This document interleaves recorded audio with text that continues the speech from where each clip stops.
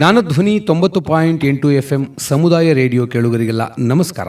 ಆತ್ಮೀಯ ಕೇಳುಗರೆ, ಇವತ್ತು ದೇಶದ ರಕ್ಷಣೆಗಾಗಿ ಸ್ವಸ್ಥ ಸಮಾಜಕ್ಕಾಗಿ ಭಾರತದ ಭವಿಷ್ಯವನ್ನು ಕೊಲ್ಲುವಂತಹ ಮಾದಕ ವಸ್ತು ಅಂದರೆ ಡ್ರಗ್ಸ್, ಈ ವ್ಯಸನ ಕಳ್ಳ ಸಾಗಣೆ ವಿರುದ್ಧ ರಾಜ್ಯಾದ್ಯಂತ ಬೃಹತ್ ಜನಜಾಗೃತಿ ಅಭಿಯಾನವನ್ನು ಪರಿವರ್ತನಾ ಟ್ರಸ್ಟ್ ಬೆಂಗಳೂರು ಇವರು ಹಮ್ಮಿಕೊಂಡಿದ್ದಾರೆ.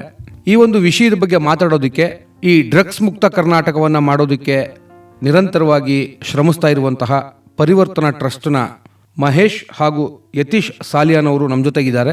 ಮುಖ್ಯವಾಗಿ ಈ ಒಂದು ಅಭಿಯಾನದಲ್ಲಿ ತಮ್ಮನ್ನು ಜೋಡಿಸ್ಕೊಂಡಿರುವಂತಹ ನಟ, ಬಿಗ್ ಬಾಸ್ನ 10ರ ಸ್ಪರ್ಧಿ ಅವಿನಾಶ್ ಶೆಟ್ಟಿ ಅವರು, ಇವರು ಮೂಲತಃ ಮಂಗಳೂರಿನವರು, ನಮ್ಮ ಜೊತೆ ಇದ್ದಾರೆ.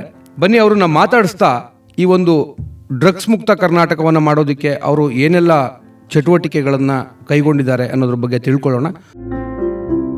ಸರ್, ಕಾರ್ಯಕ್ರಮಕ್ಕೆ ಆತ್ಮೀಯ ಸ್ವಾಗತ.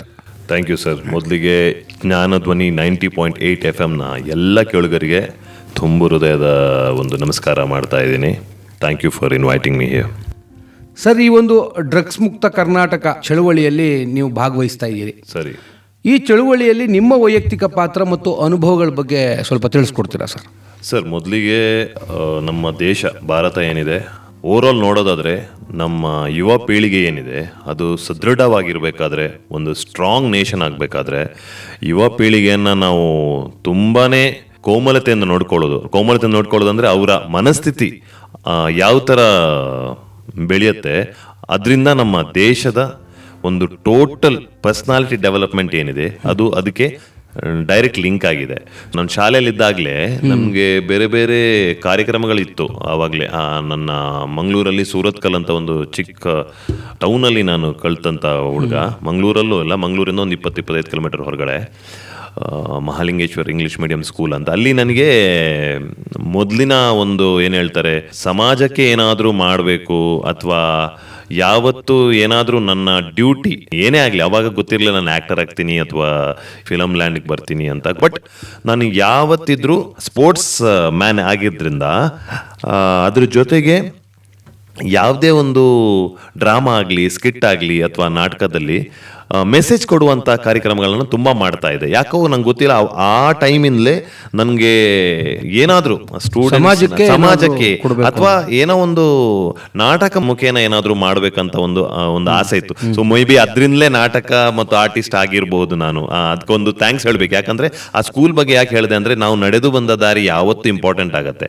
ಸೊ ಅಲ್ಲಿ ನಾನು ಕಲ್ತಂಥ ಪಾಠ ಏನಂದರೆ, ನೀವು ಎಲ್ಲೋ ಏನಾದರೂ ಮಾಡಬೇಕಾದ್ರೆ ಅದನ್ನ ಒಂದು ಸಂಕ್ಷಿಪ್ತವಾಗಿ ನಾಟಕ ಅಥವಾ ಒಂದು ಒಳ್ಳೆ ರೀತಿಯಲ್ಲಿ ಪ್ರೊಜೆಕ್ಟ್ ಮಾಡಿ ತೋರಿಸಿದ್ರೆ, ದೃಶ್ಯದ ಮೂಲಕ ತೋರಿಸಿದ್ರೆ ಒಂದು ಪರಿಣಾಮಕಾರಿಯಾಗಿ ತುಂಬಾ ಇಂಪಾರ್ಟೆಂಟ್ ಮುಟ್ಟುತ್ತೆ ಅನ್ನೋದು ನಿಮ್ಮ ಅಭಿಪ್ರಾಯ. ದೃಶ್ಯ ಮೂಲಕ ತೋರಿಸಿದ್ರೆ ಅಲ್ಲಿ ಎಲ್ಲೋ ಮನಸ್ಸಿಗೆ ರೀಚ್ ಆಗತ್ತೆ. ಆ ಮನಸ್ಸಿಂದ ಜನರಿಗೆ ಪರಿವರ್ತನೆ ಆಗೋದು ತುಂಬಾನೇ ಈಸಿ.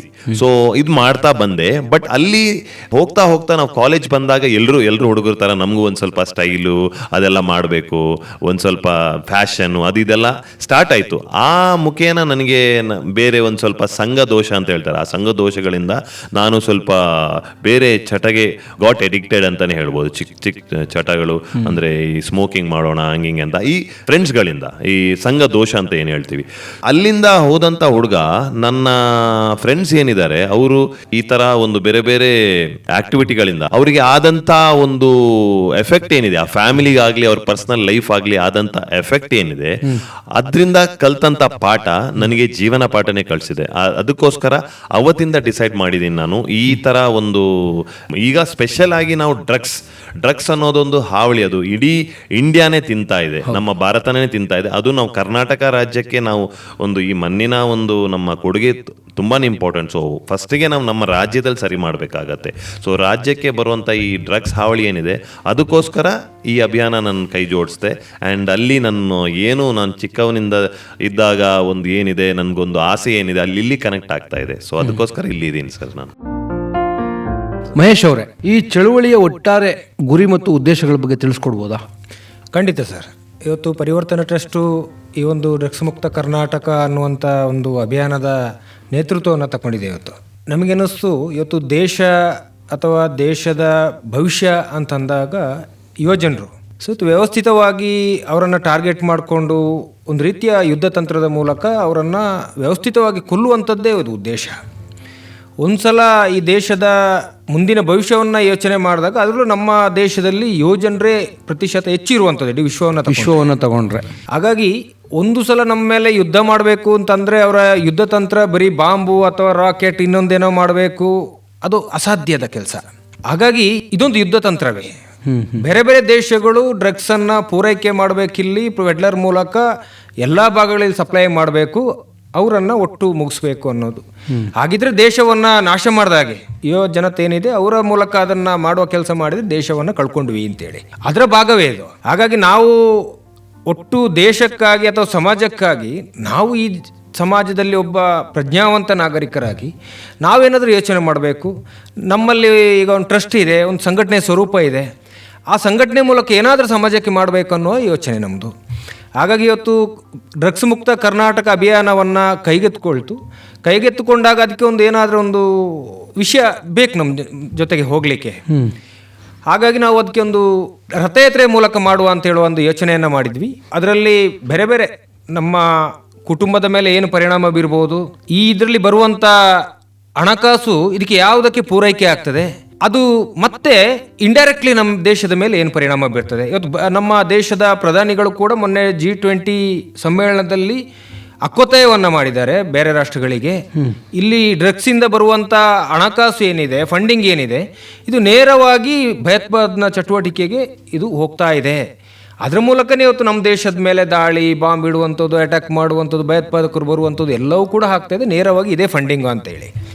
ಹಾಗಾಗಿ ಇದರ ಮೂಲಕ ಜಾಗೃತಿಯನ್ನು ಮೂಡಿಸಬೇಕಾದ್ರೆ ಒಂದು ಟ್ಯಾಬ್ಲೋವನ್ನು ಮಾಡಿದ್ದೀವಿ. ಅದರಲ್ಲಿ ಫ್ಯಾಮಿಲಿ ಸೆಂಟಿಮೆಂಟು ಇದೆ, ಪೋಷಕರ ಭಾಗ ಏನು ಮಕ್ಕಳಿಗೆ, ಜೊತೆಗೆ ಈ ಫಂಡಿಂಗ್ ಹೆಂಗೆ ರೀಚ್ ಆಗ್ತದೆ, ಯಾರ ಕೈಗೆ ಸೇರ್ತದೆ, ಅದ್ರ ಮೂಲಕ ಕಾನೂನು ಅಂತ ಬಂದಾಗ ಕಾನೂನು ಕುಳಿಕೆಗೆ ಸಿಕ್ಕಾಕೊಂಡಾಗ ಏನು ಪರಿಣಾಮ ಇದೆ ಇದ್ರ ಮೇಲೆ, ಇದನ್ನೆಲ್ಲ ಬಿಂಬಿಸುವಂಥ ಒಂದು ಟ್ಯಾಬ್ಲೋವನ್ನು ಮಾಡಿದ್ದೇವೆ.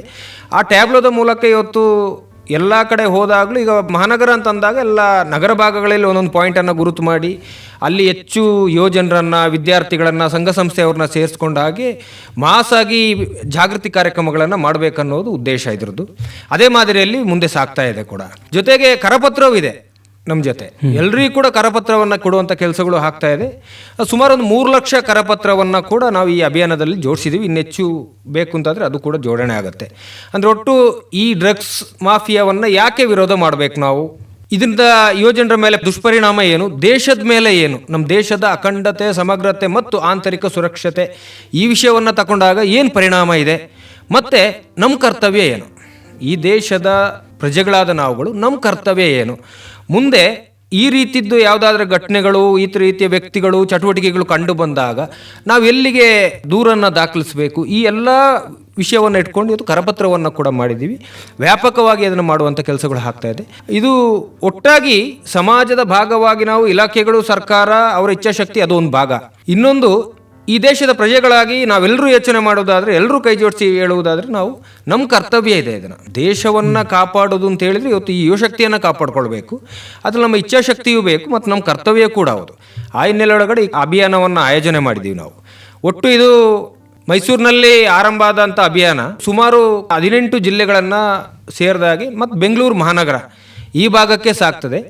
ಜನವರಿ 19ಕ್ಕೆ ಸಮಾರೋಪ ಇದೆ.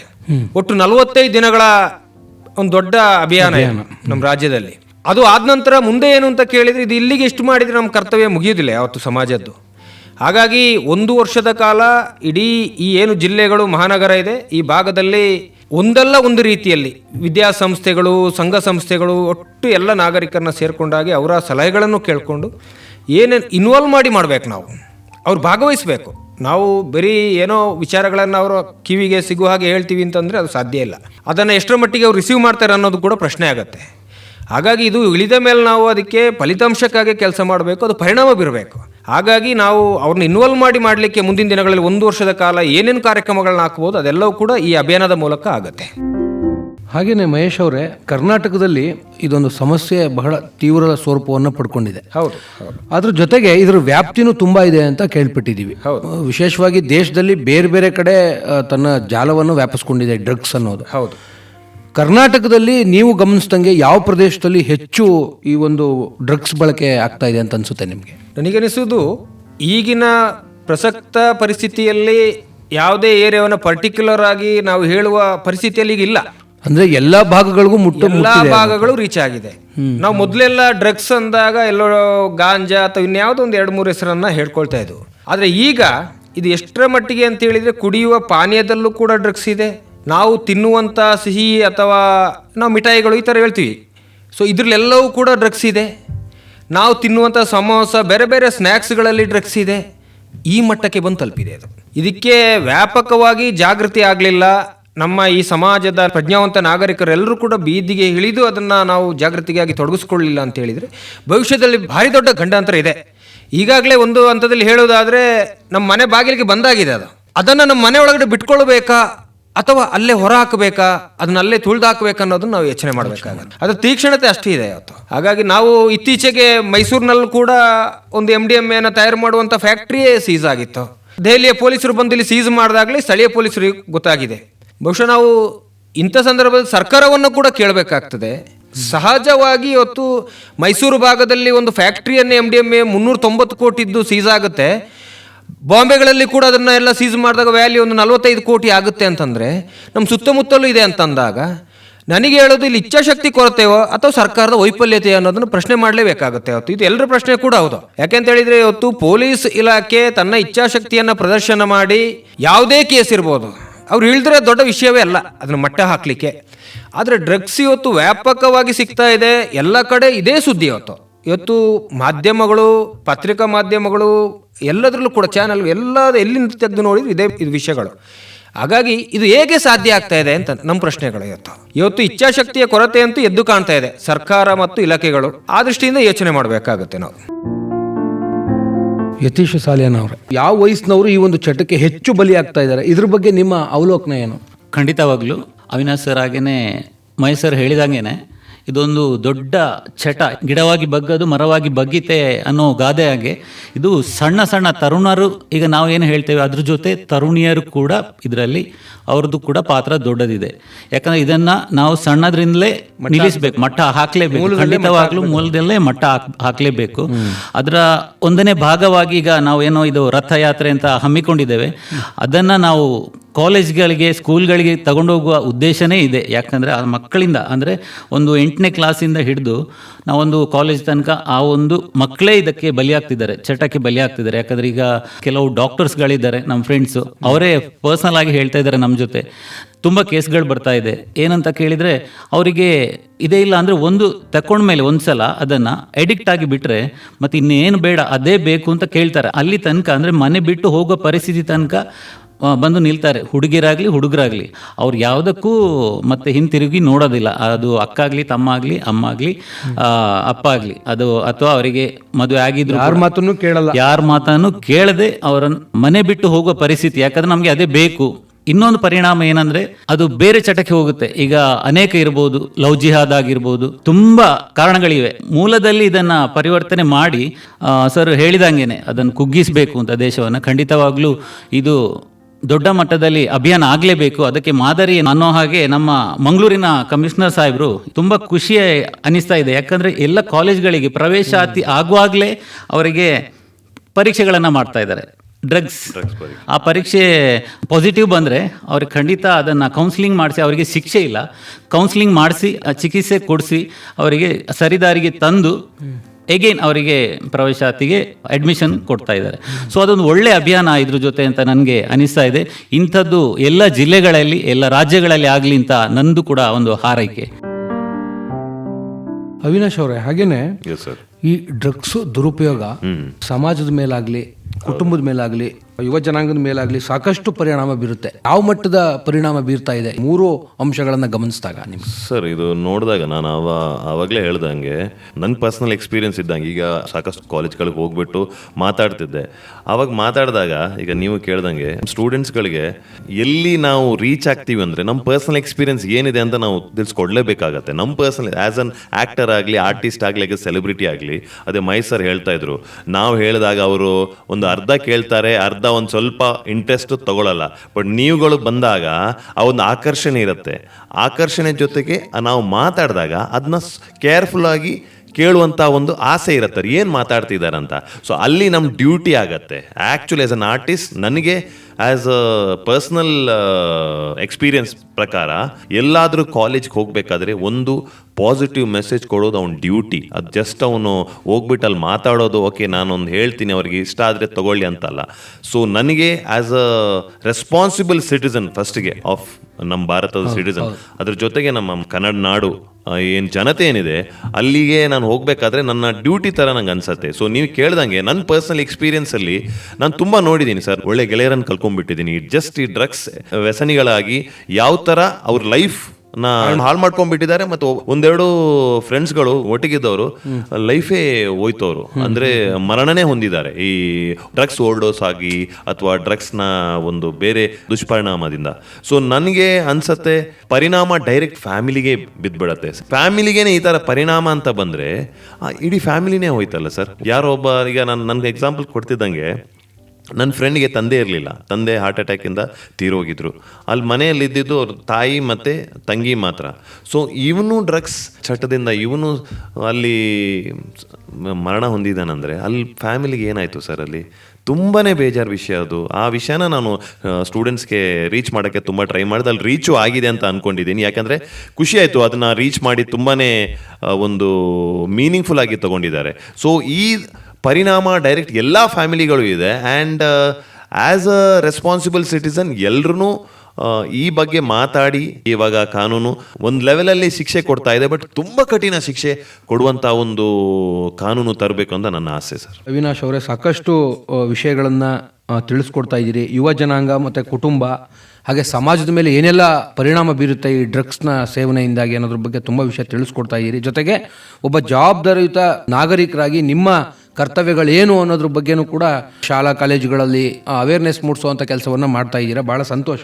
ಹೌದು ಸರ್. ಹಾಗೆ ಮಹೇಶ್ ಅವರೇ, ಪುನರ್ವಸತಿ ಕೇಂದ್ರಗಳು ಆ ಥರದ್ದೇನಾದ್ರು ಚಟುವಟಿಕೆಗಳನ್ನು ಮಾಡ್ತಾ ಇದ್ದೀರಾ? ಅವ್ರ ಆರೋಗ್ಯ ತಪಾಸಣೆ ಮಾಡೋದು, ಅವ್ರಿಗೆ ಟ್ರೀಟ್ಮೆಂಟ್ ಕೊಡಿಸೋದು, ಅದ್ರ ಜೊತೆಗೆ ಅವ್ರನ್ನ ಮುಖ್ಯವಾಹಿನಿಗೆ ತರಬೇಕು ಅನ್ನೋದಕ್ಕೆ ಏನೆಲ್ಲ ಯೋಜನೆಗಳನ್ನು ನೀವು ನಿಮ್ಮ ಈ ಒಂದು ಪರಿವರ್ತನಾ ಟ್ರಸ್ಟ್ ಇದ್ರ ಕಡೆಯಿಂದ ಮಾಡ್ತಾ ಇದ್ದೀರಿ? ನಾನು ಆರಂಭದಲ್ಲೇ ಹೇಳಿದೆ, ಅಂದರೆ ನಾವು ಅಭಿಯಾನವನ್ನು ಮಾಡ್ತಾ ಇದ್ದೇವೆ.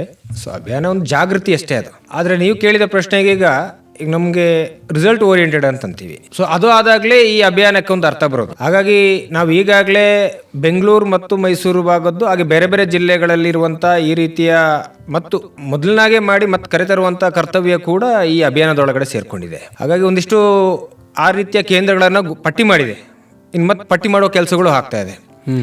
ಸರ್ಕಾರದ ಮೂಲಕ ಇರುವಂಥ ಈ ಥರ ಸೆಂಟರ್ಗಳು ಯಾವುದು, ಜೊತೆಗೆ ಖಾಸಗಿಯಾಗಿ ನಡೆಸುವಂಥ ಸೆಂಟರ್ಗಳು ಯಾವುದು ಇದಕ್ಕೆ ಸಾಥ್ ಕೊಡಲಿಕ್ಕೆ ಅಂತೇಳಿ. ಹಾಗೆ ನಮಗೂ ಕೂಡ ಯೋಚನೆಗಳಿದೆ. ಈಗ ಇನ್ನು ಮುಂದಿನ ದಿನಗಳಲ್ಲಿ ಈ ರೀತಿಯ ಕೇಂದ್ರಗಳು ನಮ್ಮ ಭಾಗದಿಂದನೂ ಒಂದಿಷ್ಟು ಆಗಬೇಕು ಅಂತೇಳಿ. ಯಾರು ಎಡಿಕ್ಷನ್ ಆಗಿದ್ದಾರೆ, ಇದರ ಒಳಗಡೆ ಸಮಸ್ಯೆಗೆ ಸಿಲುಕಿಕೊಂಡಿದ್ದಾರೆ, ಅವ್ರು ಮತ್ತೆ ಕರ್ಕೊಂಡು ಬಂದು ಈ ರೀತಿಯ ಚಿಕಿತ್ಸೆಗಳು ಏನಾಗಬೇಕು ಅಥವಾ ಕೌನ್ಸಿಲಿಂಗ್ ಏನಾಗಬೇಕು ಅದರ ಯೋಚನೆಗಳಂತೂ ಖಂಡಿತ ಇದೆ. ಅಂದ್ರೆ ಆಪ್ತ ಸಮಾಲೋಚಕರು ಇದ್ದಾರೆ, ಖಂಡಿತ. ರಿಯಾಬ್ ಸೆಂಟರ್ ಕೂಡ ಇದೆ, ಖಂಡಿತ ಇದೆ. ಮುಖ್ಯ ಕೇಂದ್ರ ಬೆಂಗಳೂರಿನಲ್ಲಿ ಅಥವಾ ಮೈಸೂರಿನಲ್ಲಿ ಅಥವಾ ಬೇರೆ ಬೇರೆ ಕಡೆ ಏನಾದ್ರು ಮಾಡುವಂತ ಯೋಜನೆ ಇದೆಯಾ ಅಥವಾ ಮಾಡಿದೀರಾ? ಹೇಗೆ ಇದೆ? ಈಗಾಗಲೇ ನಾವು ಜೋಡಿಸ್ಕೊಂಡಿದ್ದೇವೆ. ಈಗಿರುವ ಕೇಂದ್ರಗಳನ್ನ ಒಂದಿಷ್ಟು ಮಾತುಕತೆ ಮಾಡಿ ಜೋಡಿಸಿದ್ದೇವೆ. ಮುಂದಿನ ಯೋಜನೆಗಳಲ್ಲಿ ನಮ್ದು ಅದು ಕೂಡ ಇದೆ. ಈ ಡ್ರಗ್ಸ್ ಮುಕ್ತ ಕರ್ನಾಟಕ ಅಭಿಯಾನದ ಯೋಜನೆಯಲ್ಲಿ ಮುಂದೆ ನಮ್ಮ ಕೆಲವು ಒಂದು ವಿಭಾಗಕ್ಕೆ ಸೀಮಿತವಾಗಿ ಆದರೂ ಇಷ್ಟು ಸೆಂಟರ್ಗಳನ್ನು ಆರಂಭ ಮಾಡಬೇಕನ್ನೋದು ಯೋಚನೆ ಇದೆ. ಅದನ್ನ ಮುಂದಿನ ದಿನಗಳಲ್ಲಿ ಮಾಡುವುದಿದೆ ಒಟ್ಟು. ಅಂದ್ರೆ ಇದು ನಮ್ದು ಅಭಿಯಾನ. ನಾನು ಹೇಳಿದೆ, ಇದೇನೋ ಶಾರ್ಟ್ ಟೈಮಲ್ಲಿ ಆಗುವಂತ ಕೆಲಸಗಳು ಅಲ್ಲ, ಇದು ವ್ಯಾಪಕವಾಗಿ ಆಗಬೇಕು ಮತ್ತು ಲಾಂಗ್ ಟರ್ಮ್ ಇದೆ. ಇದಕ್ಕೆ ಹಂತವಾಗಿ ಹೋಗಬೇಕು. ಹಾಗಾಗಿ ಮತ್ತು ರಿಸಲ್ಟ್ ಓರಿಯೆಂಟೆಡ್. ನಾವು ಯಾವತ್ತೂ ಕೂಡ ಅಭಿಯಾನ ಮಾಡಿದ ನಂತರ ಅದಕ್ಕೆ ಏನು ರಿಸಲ್ಟು ಅನ್ನೋದು ಮುಖ್ಯ ಆಗ್ತದೆ. ಆ ಹಿನ್ನೆಲೆಯೊಳಗಡೆ ಇದನ್ನೆಲ್ಲವೂ ಕೂಡ ಯೋಚನೆ ಇದೆ. ಇದು ನಮ್ದು ಆಕ್ಟಿವಿಟೀಸ್ ಆರಂಭ ಆಗಿದೆ. ಯತೀಶ್ ಅವರೇ, ಈ ಮಾದಕ ವಸ್ತು ಡ್ರಗ್ಸ್ ಇದನ್ನ ನಿರ್ಮೂಲನೆ ಮಾಡೋದಕ್ಕೆ ಈ ಡ್ರಗ್ಸ್ನ ಪೂರೈಕೆ ಮಾಡ್ತಾ ಇರುವಂಥವ್ರು ಜೊತೆಗೆ ಮಾರಾಟ ಮಾಡ್ತಾ ಇದ್ದಾರೆ. ಇದು ಅಕ್ರಮವಾಗಿ ಅವ್ಯಾಹತವಾಗಿ ನಡೀತಾ ಇದೆ. ಈ ಮಾರಾಟ ಅನ್ನೋದು ಪೆಡ್ಲರ್ಸ್ ಅಂತ ಕರೀತಾರೆ. ಪೂರೈಕೆದಾರರು ಮತ್ತು ಮಾರಾಟಗಾರರು ಇವ್ರ ವಿರುದ್ಧ ಸರ್ಕಾರ ಏನೆಲ್ಲ ಕಾನೂನು ರೀತಿಯ ಕ್ರಮಗಳನ್ನು ಕೈಗೊಳ್ಳಬೇಕು ಅಂತ ನಿಮ್ಗನ್ಸುತ್ತೆ? ಖಂಡಿತವಾಗ್ಲೂ ಒಳ್ಳೆಯ ಪ್ರಶ್ನೆ. ಯಾಕಂತ ಹೇಳಿದರೆ ಡ್ರಗ್ಸ್ ತೆಕ್ಕೊಳ್ಳುವವರಿಗಿಂತ ಡ್ರಗ್ಸನ್ನು ತಕ್ಕೊಂಡು ಕೊಡುವವರನ್ನು ಮಟ್ಟ ಹಾಕಲೇಬೇಕು. ಖಂಡಿತವಾಗ್ಲೂ ಇದಕ್ಕೆ ಸ್ಥಳೀಯ ಪೊಲೀಸ್ ಇಲಾಖೆ ಆಗಲಿ, ಹಾಗೆಯೇ ನಮ್ಮ ರಾಜ್ಯ ಸರ್ಕಾರ ಆಗಲಿ ಇದಕ್ಕೆ ಒಂದು ದೊಡ್ಡ ಮಟ್ಟದಲ್ಲಿ ಇದನ್ನು ಕಡಿವಾಣ ಹಾಕಲೇಬೇಕಿದೆ. ನಾನು ಈಗಾಗಲೇ ಹೇಳಿದಾಗೇ ನಮ್ಮ ಮಂಗಳೂರಿನ ಕಮಿಷನರ್ ಸಾಹೇಬರು ಕೂಡ ಇವಾಗ ಅನೇಕ ಒಂದು ರೆಕಾರ್ಡ್ಗಳಿವೆ. ಇಷ್ಟು ವರ್ಷ ಸಿಗದಂತಹ ಒಂದು ದೊಡ್ಡ ಮಟ್ಟದ ಬೇರೆ ಬೇರೆ ಅದು ಹೆಸರನ್ನ ಇಟ್ಕೊಂಡು ಮಾರಾಟ ಜಾಲದ ವಿರುದ್ಧ ಅವರು ಕಾರ್ಯಾಚರಣೆ ನಡೆಸಿ ಅನೇಕ ಒಂದು ಚಟುವಟಿಕೆಗಳನ್ನು ಕಡಿವಾಣ ಹಾಕುವಲ್ಲಿ ಅವರು ಯಶಸ್ವಿ ಆಗ್ತಾ ಇದ್ದಾರೆ. ಇನ್ನು ಕೂಡ ಇಂಥ ಮಾದರಿ ಕಾರ್ಯ ಎಲ್ಲ ಕಡೆಯಲ್ಲಿ ಆಗಲಿ. ಹಾಗೇನೆ ಸ್ಕೂಲ್ ಕಾಲೇಜ್ಗಳಲ್ಲಿ ಕೂಡ ಇದನ್ನ ಕೆಲವರು ಆ ಒಂದು ಪರೀಕ್ಷೆಗೆ ಅಂದ್ರೆ ಏನು ಅದನ್ನು ರ್ಯಾಂಡಮ್ ಆಗಿ ಟೆಸ್ಟ್ ಮಾಡ್ತಾ ಇದ್ದಾರೆ, ಅದನ್ನ ಅವರು ಹಿಂದೇಟ್ ಹಾಕ್ತಾ ಇದ್ದಾರೆ. ಖಂಡಿತವಾಗ್ಲೂ ನಾನು ಈ ಮೂಲಕ ಹೇಳ್ತಾ ಇದ್ದೇನೆ, ದಯವಿಟ್ಟು ಇದಕ್ಕೆ ನೀವು ಕೂಡ ಸಪೋರ್ಟ್ ಮಾಡಿ. ಸರ್ಕಾರ ಅನೇಕ ಒಂದು ಇದಕ್ಕೆ ದೊಡ್ಡ ಮಟ್ಟದ ಒಂದು ಕಡಿವಾಣ ಹಾಕಲೇಬೇಕಿದೆ, ಒಂದು ಭವ್ಯ ಭಾರತವನ್ನ ಕಟ್ಟಲೇಬೇಕಿದೆ ಅಂತ ಈ ಮೂಲಕ ನಾನು ಹೇಳಲಿಕ್ಕೆ ಇಚ್ಛೆ ಪಡ್ತೀನಿ. ಮಹೇಶ್ ಅವರೇ, ಸರ್ಕಾರ ಏನಾದರೂ ಭದ್ರವಾದ ಒಂದು ಕಠಿಣ ಕಾನೂನು ತರಬೇಕು ಅನ್ನೋದ್ರ ಬಗ್ಗೆ ಮಾತಾಡ್ತಾ ಇದ್ರು. ಸರ್ಕಾರಕ್ಕೆ ಏನು ಸಲಹೆಗಳನ್ನು ಕೊಡ್ತೀರಾ? ಈಗಾಗಲೇ ಸರ್ಕಾರದ NDPS ಆ್ಯಕ್ಟ್ ನಡಿಯಲ್ಲೂ ಒಂದಿಷ್ಟು ಶಿಕ್ಷೆಗಳಿದ್ದಾವೆ. ನಮಗನ್ಸೋದು ಈಗಿರೋದು ಸಾಲೋದಿಲ್ಲ. ಒಂದು 3 ವರ್ಷ ಶಿಕ್ಷೆ ಜೊತೆಗೆ ಸಣ್ಣದಾಗಿ ಒಂದು ದಂಡ ಇವೆಲ್ಲವೂ ಇದೆ. ಇದೆಲ್ಲೂ ಸಾಲೋದಿಲ್ಲ. ಡ್ರಗ್ಸ್ ಏನಿದೆ, ಆ ಪಿಡುಗು ಏನಿದೆ, ಅದರಲ್ಲಿ ತೊಡಗಿಸ್ಕೊಂಡವ್ರು ಯಾರಿದ್ರೆ ಅವ್ನು ಮಟ್ಟ ಹಾಕಬೇಕು ಅಂತ ಹೇಳಿದರೆ ಇವತ್ತು ಸರ್ಕಾರ NDPS ಆ್ಯಕ್ಟ್ ಏನಿದೆ ಅದನ್ನು ಪರಿಣಾಮಕಾರಿಯಾಗಿ ಜಾರಿ ಮಾಡಬೇಕು ಮತ್ತು ಶಿಕ್ಷೆಗಳು ಹೆಚ್ಚಾಗಬೇಕು. ಹಾಗೆ ರಾಜ್ಯದಲ್ಲೂ ಅಷ್ಟೇ. ಯಾವುದೋ ನಮ್ಗೆ ಇಡೀ ಯುವ ಸಮುದಾಯವನ್ನು ಒಂದು ಕಡೆಯಲ್ಲಿ ಮುಗಿಸುವುದು ಅಂತ ದೇಶವನ್ನೇ ಮುಗಿಸಿದ ಹಾಗೆ ಆ ದೊಡ್ಡ ಅಪರಾಧ ಅದು. ಹಾಗಾಗಿ ಇದನ್ನು ಯಾರು ಮಾಡ್ತಾ ಇದ್ದಾರೋ ಅವರನ್ನು ಕಠಿಣ ಶಿಕ್ಷೆ ಗುರಿ ಮಾಡಬೇಕು ಅಂತ ಹೇಳಿದ್ರೆ ಕನಿಷ್ಠ ಒಂದು 10 ವರ್ಷ ಶಿಕ್ಷೆಯನ್ನು ಕೊಡಬೇಕು. ಜೀವಾವಧಿ ಶಿಕ್ಷೆ ಜೀವಾವಧಿ ಶಿಕ್ಷೆ ಥರನ ಕೊಡಲೇಬೇಕು. ಜೊತೆಗೆ ಇದರಲ್ಲಿ ದಂಡ ಕೂಡ ಅಷ್ಟೇ, ತುಂಬ ಕಡಿಮೆ ದಂಡ ಇದೆ. ನಾವೀಗ ನೋಡ್ತಾ ಇದ್ದೀವಿ, ಯಾರೊಬ್ಬ ಪೆಡ್ಲರ್ ಇನ್ಯಾರೋ ಸಿಕ್ಕಾಕೊಂಡ ಇಲಾಖೆ ಕ್ರಮ ತಗೊಳಕ್ಕೆ ಹೋದಾಗ ಅವನು 2-3 ದಿನದಲ್ಲಿ ಅಥವಾ ಬೇಲ್ ತಕೊಂಡು ಬರ್ತಾನೆ. ಸಣ್ಣ ಒಂದು ದಂಡವನ್ನು ಕೊಡುವಂಥ ವ್ಯವಸ್ಥೆ. ಅಂದ್ರೆ ನೀವು ಹೇಳೋದು ಅದಕ್ಕೆ ಬೇಲ್ ಕೊಡಬಾರ್ದು ಅಂತ? ಹೌದು, ನಾನ್ ಬೇಲೇಬಲ್ ಇದ್ರೆ ಹೌದು. ಶಿಕ್ಷೆಯೂ ಹೆಚ್ಚಾಗಬೇಕು ಮತ್ತೆ ನಾನ್ ಬೇಲೇಬಲ್ ಇರಬೇಕು. ಇದು ದಂಡವೂ ಹೆಚ್ಚಾಗಬೇಕು. ಈ ದೃಷ್ಟಿಯಿಂದ ಸರ್ಕಾರ ಯೋಚನೆ ಮಾಡಬೇಕು. ಸರ್ಕಾರ ಇವತ್ತು ಎಲ್ಲವೂ ಕಣ್ಮುಂದೆ ಕಾಣ್ತಾ ಇದೆ. ಅದಕ್ಕೆ ಪರಿಹಾರವನ್ನು ಹೇಗೆ ಕಂಡುಕೊಳ್ಬೇಕು ಅಂತೇಳಿ ಸರ್ಕಾರ ಗೊತ್ತಿರುತ್ತೆ. ಹಾಗೆ ಎಲ್ಲವೂ ಬೇರೆ ಬೇರೆ ವಿಧದಲ್ಲಿ ನಾನ್ ಬೇಲಬಲ್ ಸೆಕ್ಷನನ್ನು ಹಾಕಿ ಮಾಡ್ತಾ ಇದ್ದಾರೆ ಸರ್ಕಾರ ಇವತ್ತು. ಆದರೆ ಮೂಲವಾಗಿ ಮಾಡಬೇಕಾದದ್ದು ಈ ಡ್ರಗ್ಸ್ ವಿಚಾರದಲ್ಲಿ ನಾವು ಯೋಚನೆ ಮಾಡಬೇಕಾಗತ್ತೆ. ಹಾಗೆ ಕನಿಷ್ಠ ಜೀವಾವಧಿ ಶಿಕ್ಷೆಗಳು ಹಾಗೆ ದಂಡಗಳು ಕೂಡ ಅಷ್ಟೇ 5ರಿಂದ 10 ಲಕ್ಷದವರೆಗೂ ಹೇರಿಸಬೇಕು. ಹಾಗೆ ಒಟ್ಟು ಅವನಿಗೆ ಒಂದ್ಸಲ ಅನಿಸ್ಬೇಕು, ನಾನು ಈ ಜಾಲದೊಳಗಡೆ ಸಿಕ್ಕಿ ಹಾಕಿಕೊಂಡ್ರೆ ನಾನು ಹೊರಗೆ ಬರೋ ಪರಿಸ್ಥಿತಿ ಇಲ್ಲ. ದೇಶದ ಕಾನೂನು ಗಟ್ಟಿ ಇದೆ.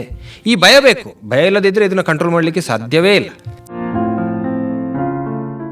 ಅವಿನಾಶ್ ಅವರೇ, ಯುವಕರಾಗಲಿ ಮಕ್ಕಳಾಗಲಿ ಈ ಡ್ರಗ್ಸ್ನಿಂದ ದೂರ ಇರಬೇಕು ಅಂದರೆ ಮನೆಯಲ್ಲಿ ಪೋಷಕರಾಗ್ಬೋದು ಅಥವಾ ಶಾಲೆಯಲ್ಲಿ ಶಿಕ್ಷಕರಾಗ್ಬೋದು, ಏನೆಲ್ಲ ಸಲಹೆಗಳನ್ನು ಮಕ್ಕಳಿಗೆ ಕೊಡ್ಬೋದು?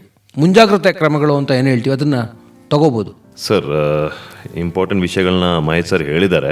ಬಟ್ ಆದ್ರೂ ನನ್ನ ಒಂದು ಎಕ್ಸ್ಪೀರಿಯನ್ಸ್ ಪ್ರಕಾರ ಶಾಲಾ ಕಾಲೇಜ್ಗಳಲ್ಲಿ ಆಲ್ರೆಡಿ ಈಗ ಸ್ಪೋರ್ಟ್ಸ್ ಆ್ಯಕ್ಟಿವಿಟೀಸ್ ಆಗಲಿ ಅಥವಾ ಬೇರೆ ಎಕ್ಸ್ಟ್ರಾ ಕರಿಕ್ಯುಲರ್ ಆ್ಯಕ್ಟಿವಿಟೀಸ್ ಏನಿದೆ ಅದನ್ನ ಹೆಚ್ಚಿಸಬೇಕು ಅಂತ ನನ್ನ ಒಂದು ಮೈಂಡ್ ಸೆಟ್ ಇದೆ.